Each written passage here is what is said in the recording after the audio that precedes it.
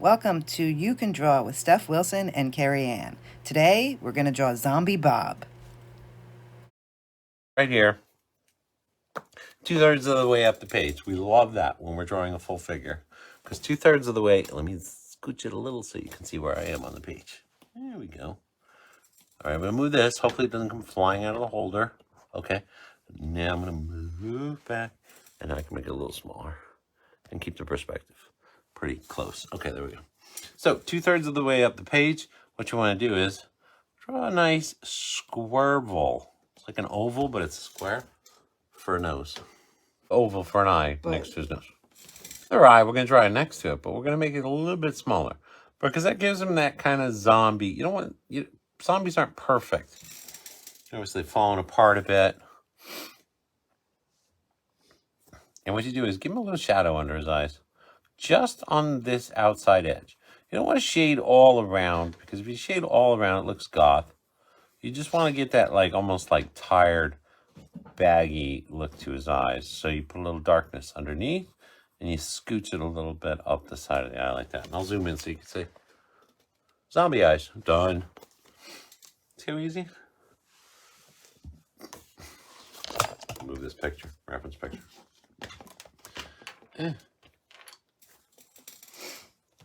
All right, Zombie Bob is a happy zombie. So we're going to give him a nice open expression by putting a little comma there above his eye for an eyebrow. Okay, and on the other side, we're going to do the same thing, going in the opposite direction. A little apostrophe or a comma. Opened and out like that. It means an open eye expression, which is either surprise or joy.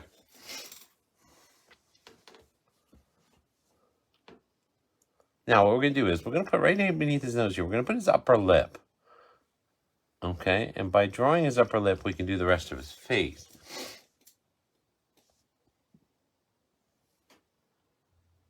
And what we first do is we give him some zombie teeth. Put some spaces between them. Zombies don't have good dental plans. If you gave him perfect teeth, then he won't look like a zombie. At the very end, just tuck one in behind. Does that make sense? So I drew 3, but you can see a 4th tooth. It's just curving around behind. Do you need it? No, it's minor detail.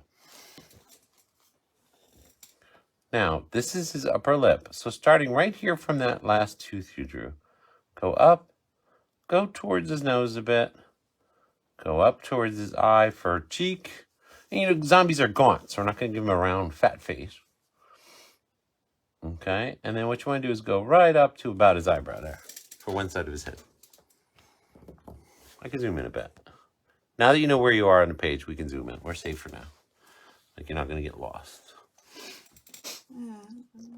Bring a line down like that for his mouth. Now, before you can draw his lower lip, what we got is his tongue sticking out. So this is where his lower lip is going to be. So what you do is you draw a line curving down like that and think of a nice, fat, round tongue. Start to come up, but halfway up like that, curve back. Okay? And now you can do this. Draw another line going like that, and you get that little fold in the middle of the tongue. It's exaggerated a bit because it's cartoon style. And now what you can do is you can draw a tooth right underneath there. And draw part of a tooth sticking out over here.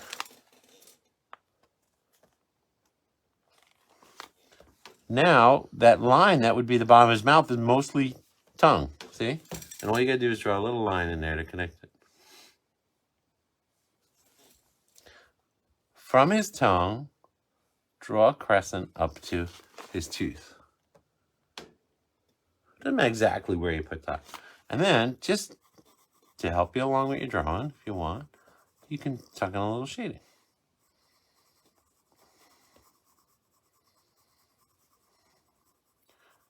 Now, Zombie Bob could have been smashed by an ogre, or maybe he's just sick and under the weather and his parents should buy him ice cream.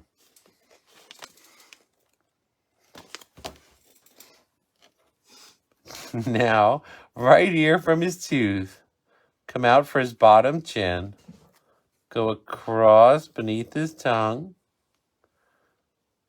and go up. This would be his jawline.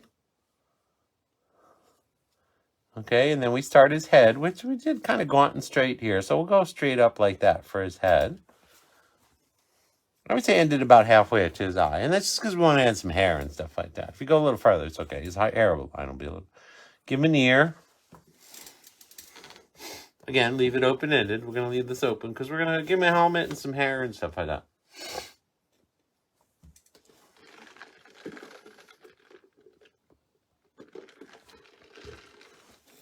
So let's finish off Zombie Bob's head.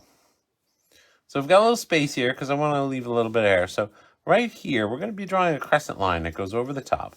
But don't join it to the lines you just finished, the ones that you left hanging there. So we can squeeze some hair in there. So what you do is give yourself a little space. Draw a crescent going over to about there.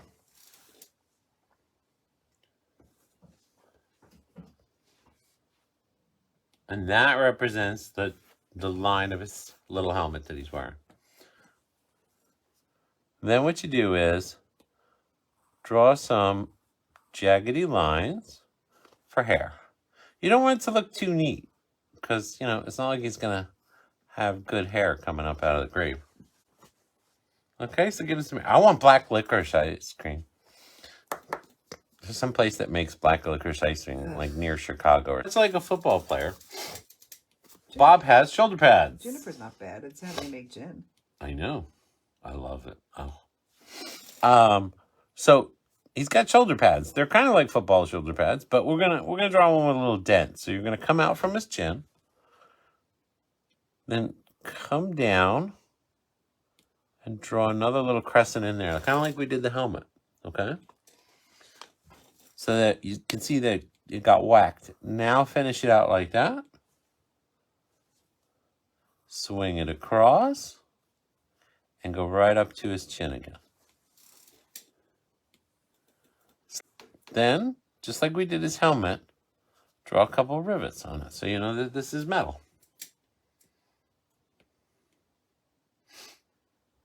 And this is going to help us set up his body. What we're going to do is we're going to draw the other shoulder pad on this side. But it's going to be a different shape, okay?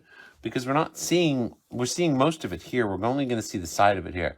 So what you do is you come out from his chin. You go up. And then you go over. And it should be smaller than the one you drew there. And to show people that it's another shoulder pad, 1, 2, 3 rivets. And now people looking at this are going to assume these two things are the same, and they're looking at them at a different perspective because, well, they look very similar. They have the same elements to pull them together.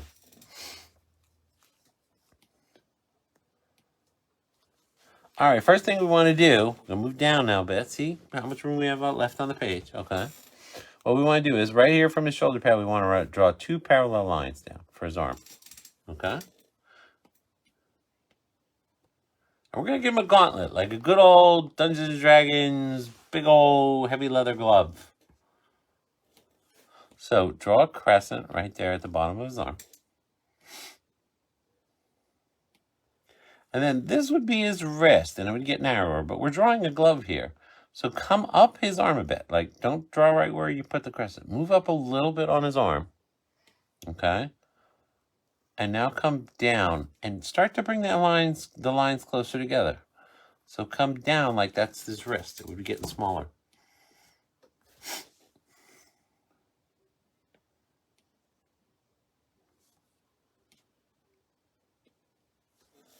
And now we're going to draw his hand.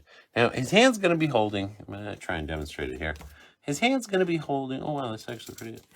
His hand's going to be holding a hammer and it's going to be down. So you're not going to see lots of details like fingers and stuff like that because you're looking at the top of his hand.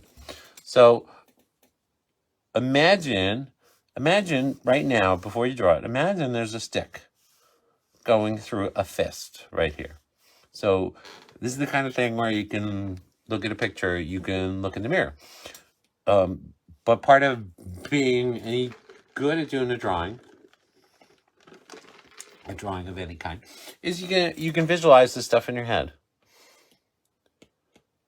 So what you do is imagine a fist with a stick coming through. If you have to, and you can do that. I can do it right now. Put a little thin line through there to tell you where it's going to go. If that's what you struggle with. Like, hey, how would a stick look? And then you could draw his fist around it. Watch. You come down.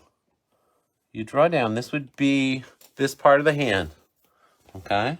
And it would be knuckles, but he's wearing gloves, so you don't have to draw knuckles. If you were drawing a bare hand, you would draw little bumps here for knuckles. But he's got one of them big, heavy, like, work gloves. Then you come across to where the stick is going to be. And you stop. Now, on this side, if you've ever looked at a hand, when you do a fist, imagine a stick coming through it. Look at how your thumb and your hand are at the same line. Okay, so we want the thumb and the hand to be in the same line. So right here, the way we did the hand, here's the thumb at the same point. The thumb reaches back behind the fingers.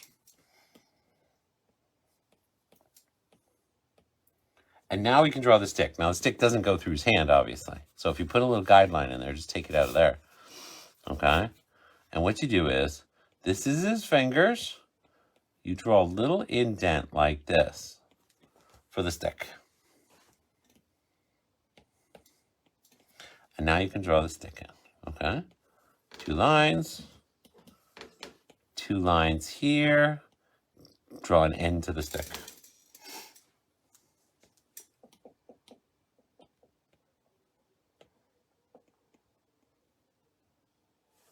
And now we're going to draw a mace. Mace is a complicated tool. So this is art class 2.0. So mace is a complicated tool, but it can be broken down. So what we're going to do is, right here, see where this line is for the stick? Draw a rectangle. Just like that. Oh, yeah, it don't look anything like a mace. We'll get there. We'll get there, guys.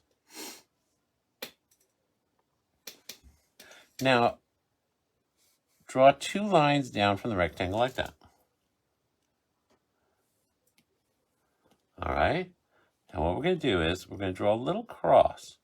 Not too big. And you guys have drawn these millions of times as a kid. A little cross on the end. Still not seeing it. Don't worry, you will. Now, you could draw this with a point if you wanted to. I just did a square one. So what happens is you draw up.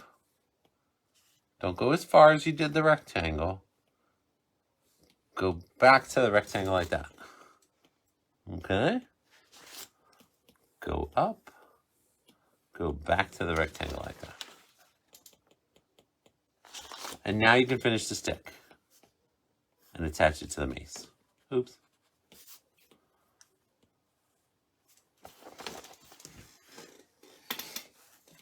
Okay? And it's dragging on the ground. Here's an interesting fact that I did not know about weapons and ancient weapons. Most of the time, you dragged your sword or your hand weapon along the ground.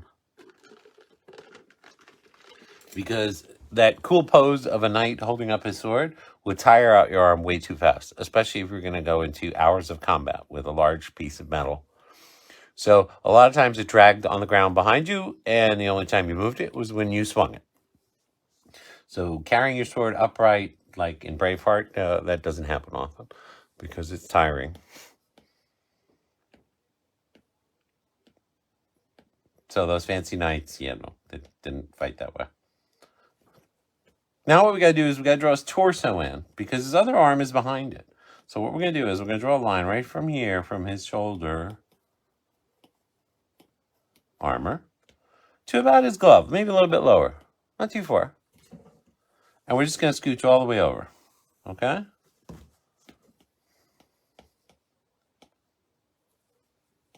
Right beneath that crescent, do a little rounded rectangle for a belt buckle. We're not going to get fancy. Then draw a line going across and a line going across that's parallel, and then come up to there.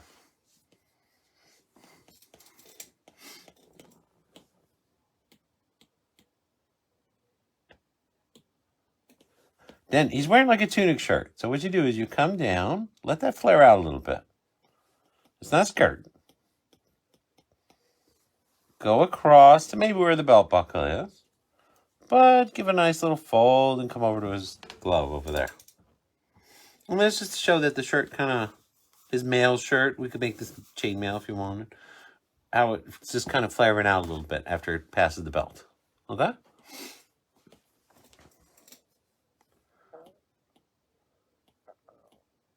Now we're going to do his legs. So we're going to give him pants. Okay? Come down. Go across for his one leg. Right here, where we stopped that leg, come in a little bit. Come in a little bit into that leg. Do a little curved line going down for his other set of, his other legging and pants. It'll kind of disappear behind the mace. I don't know how much we'll have to draw in this side. Once we put his shoes in, we'll know. So sometimes I'll leave something off, like these kind of details or whatever, until I know where the rest of it's going to line up. So from here, what we want to do is draw out, give him a foot, go across. We're just going to give him a boot. We're not going to get crazy. All right? And that other line comes down for his boot over there. Now, from seeing from where this is, I would say you'd at least see the bottom of his boot here and some of it going up. Okay, and that should make a little bit of sense if you've drawn with us before. So we're going to go with a slightly rounded line. Then we're going to go up with a line and come all the way over. That's the toe, this part of his shoe, but we're looking at the end of it. And now the rest of his boot goes up like that. I'm still not going to finish coloring this one. I didn't know it was... Is he that detailed? Yeah. Now, we have a very tricky thing to do here, but it's a fun thing. And this is the part of drawing that's fun. Drawing a new hand gesture, doing something you haven't done before. Because that's how you have fun, you learn it, and all of a sudden you look and you go, wow, that really looks like whatever it was you're trying to draw. So say an octopus is hard to draw. Well, the first few times you try it, it might be hard and it might not look exactly the way you want. But imagine when you finally do draw that octopus, it'll look exactly the way you want. How cool it is, because you then look at it and you're like, wow, I did that. So never be afraid to draw a new hand gesture or a new facial expression or something. That's the whole fun of drawing, is discovering when you get it right. So here's his shoulder pin, and we want to draw him with his finger up in the air. And I'll give you a picture so you know what you're getting into. Right there is what we want to pull off. Okay, and that's Bob suggesting that maybe this is the wrong room in the dungeon to go in. No, Bob wasn't suggesting that. Bob was a barbarian. Bob was a barbarian. He just charged in all the time. So what we want to do is we want to draw him with a finger up in the air, and there's a unique way to draw this particular hand gesture. So the way you have to do it is you have to draw the thumb first, because guess what? The thumb is going to be the first thing you see. Okay? Because it crosses over the fingers. So what you do is you come out from the shoulder here. We're going to draw a little open-ended tube like that at an angle. Okay? You don't want to draw it straight on. How do I know? Because I've looked at my hand when I've held it up in the air and your thumb goes at an angle. So just so you know. Because remember, he's wearing big chunky gloves too. So we can skate on a lot of details. If you're drawing actual fingers, there'd be a lot more detail to the fingers, and it'd be a lot trickier to pull off. But we go with gloves because gloves are easy. Start with mittens, go to gloves, then draw hands. That's like art 101. Because mittens are easy to draw. So what you do is you draw up for a finger. Come down for that same finger. As we get near the thumb, watch what happens. As you get near the thumb, go away from the thumb a little bit, and then that way. And that is this joint. It's kind of hard to represent here. And now take that little line of the thumb and just bring it over, but don't connect it.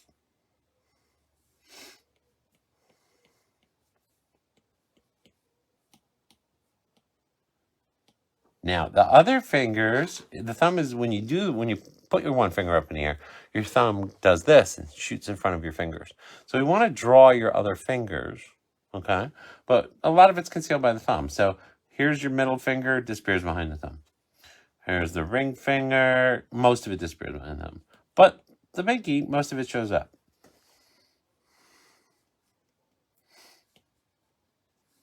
And then we're drawing a gauntlet, like we did on this side of the picture. So take a look at the glove you drew, and imagine the same thing, but we're sticking it up in the air here, so maybe it'll look like this.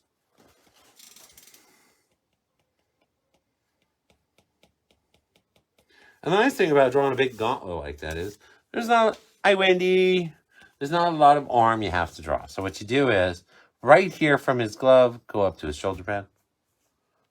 Right here beneath his glove, come down for what would be his elbow and go up that way. Okay, most of his forearm is disappearing into his gauntlet when you're in this particular position.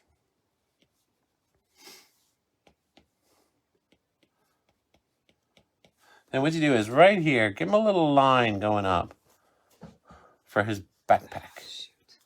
Well, a little backpack strap here, okay? From his shoulder pad, we're going to give him a backpack. There's not a lot of detail to the backpack. Just go across like that to his head. Imagine it on the other side. And what you do is you come down to about his arm here. Okay? And then what you do is you draw that line back to his arm, but leave a little space, and now you got a flap for his backpack. Okay? And what you can do is take this line up and go across. That just shows that there's some flap hanging over the back. And now, on top of a backpack, if you're ever in the Scouts, you'll know that there's a bedroll. So I decided to draw that too. Because to show that he's got a lot of gear, you know? Because like adventurers, when you're done looking at what adventurers carry into a dungeon, I mean, they're loaded like packed meals. So what you do is you come out, do a curved line, and go to his backpack. And then imagine that coming over here, same thing. You go out, nice crescent, back to his backpack. Now for a bedroll, what you want to show is that it's rolled up. So what you do is you do a little spiral like that. And that shows that he's got a blanket that's rolled up, okay? Now, if you've ever had your bedroll on top of a backpack, you need a little strap to hold it in place. Now on this side, most of that strap will be missing, but you can put one curved line over there to show that there's another strap on the other side.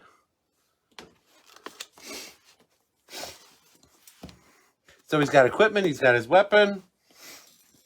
He's saying, 1 second, guys, I think there's a big monster in there. Now what you do is, so everybody knows he's a zombie, draw a little oval. I'm going to zoom just a tad, because these are small details. So you draw a little oval. Draw 2 little swirls off of that for wings. Then give it some legs. And you don't want it to be like crazy accurate. And we're not really trying to draw an actual housefly, you know. But we're going to draw some little flies around it. So over here on the other side, same thing. Tiny oval. 2 little swirls for wings. Couple legs. And now what you want to show is that they're swirling around him because he's, you know, disintegrating. So what you do is you do a little swoop like that to show that the fly is moving. Okay? Same thing here. Nice little swirl like that, and you get the idea that the flies are moving around him.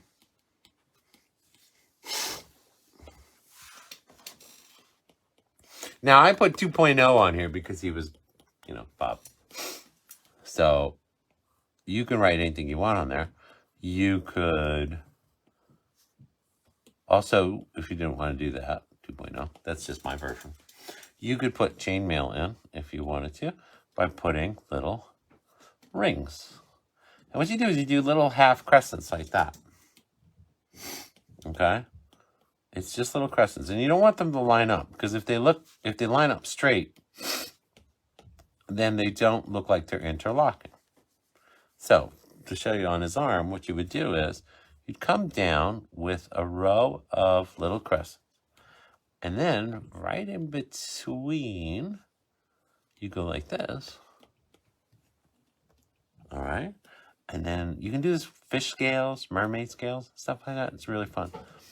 If you alternate, and all you do is you go right in between the two, you put the next crescent next to it, but in between. I'm going to zoom in so you can see that. Then you get this pattern, okay, that doesn't look like rows. One of the hardest things is not to make scales like on a mermaid or something look like rows. Unfortunately, these kind of things, your mind is instinctively looking to organize things. It's part of what makes us human. And to do that, it tries to create order and chaos. It helps us comprehend things, apparently. But what it also does is it looks for patterns that aren't actually there. It creates patterns. It's part of our comprehension. So anyway, that's the chainmail. But you don't have to do. Are you okay? Yes. Was that power? Oh, that came out really good, though. Holy. Wait, you didn't color the gold buckle and the number. No, I didn't finish. Do the gold buckle. All right, let's give him a little shadow on his helmet. Okay, just to show. His belt either. That's a little curved. You could do a little gleam on there if you had an iPad like Chloe, you could do a little gleam. Bill wants to you know put a if gleam this right is here. claimed yet. It is not, Bill. It is certainly not. Be the reference picture. Tell me where to put everything. Bob Zombie. I like that, which is kind of like Rob Zombie. I'm getting it now. All right, guys, I caught on. It took me a while. Like 3 hours ago. I know. I just caught on. Thanks, Johnny. Thanks for bringing it up again. And then over here on this side, you can add a little shading there. Okay, and then you can add some shading to his belt. Now, if you're going to do metal, and say you're not going to get fancy, and you don't have an iPod like, fancy artists do. If you're going to just draw on paper, if you want a shiny belt buckle, and you don't really have, all the fancy digital tools, this is what you do. And I only learned this over time. You put a little shading on either side. And what that does is it creates the effect that this is the metal. This is the darker coloration of the metal. Here's where there's brightness. And this is the gleam that all metal gets as it curves around something.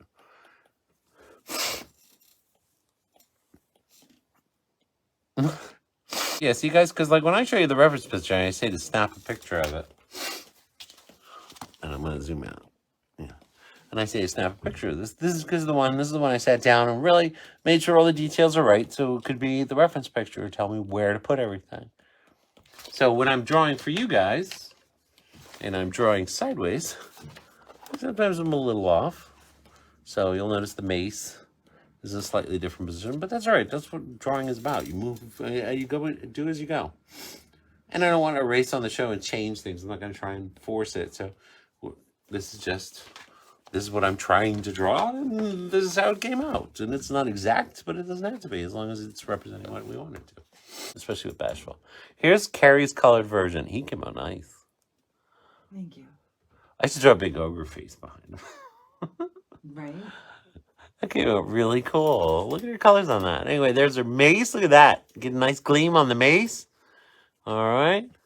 Gold belt buckle. Yellow eyes. Always good with Zombie. Don't leave them completely white. If you go ahead with a little bit of color in the eyes, you get the effect of blank eyes, but then they don't seem like they're disappearing into the page. Thank you, guys.